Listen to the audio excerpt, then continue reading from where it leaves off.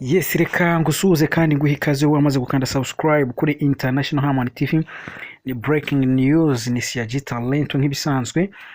Muri aka kanya rero ngiye kubagezaho inkuru imaze kuba muri aka kanya, inkuru yabereye mu karere ka Bugesera. Hana abahazi cyane bahita ku Ruhuha, abantu bazi ku Ruhuha.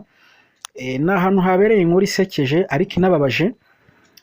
Ni ahantu hakiri ya mico ya kera, umuco wo kwenga, umuco wo kunywa za nzoga cyangwa kunywa bya binyobwa bya kinyarwanda. Ni ahantu hamwe rero hari habereye ibyo twita umuryango remezo. Umuryango remezo abantu benshi barabuzi nk'abakatolike, no mu barokore ariko babona ngo mu bakatolike gusa. Uwo muryango remezo rero waje kuba bari bafite umushyitsi mukuru ko padiri yari buze kubasura aho mu muryango remezo nyine wo muri ako gace.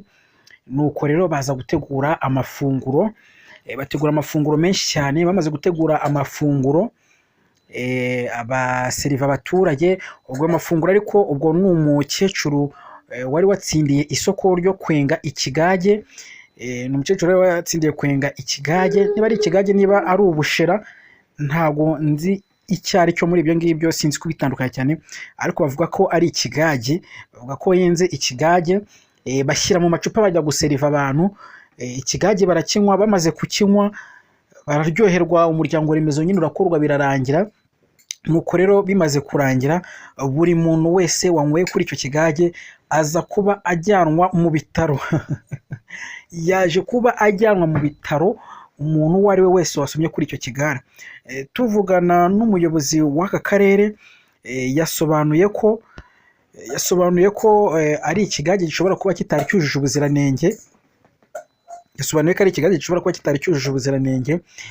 Anasobanura ko bibaye byiza aba bakoresha ibi bigage bakwegerezwa ibikoresho bizajya bibafasha gupima ibyo bamaze kwenga. N'abaturage kandi bagasaba ko babegereza ibikoresho bituma bazajya basuzuma ibyo binyobwa byabo ko byujuje ubuziranenge.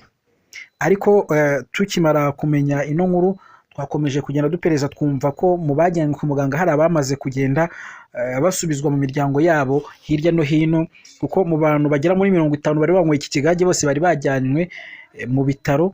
Biravugwa ko hari abamaze gusubizwa mu miryango yabo bamaze kumererwa neza.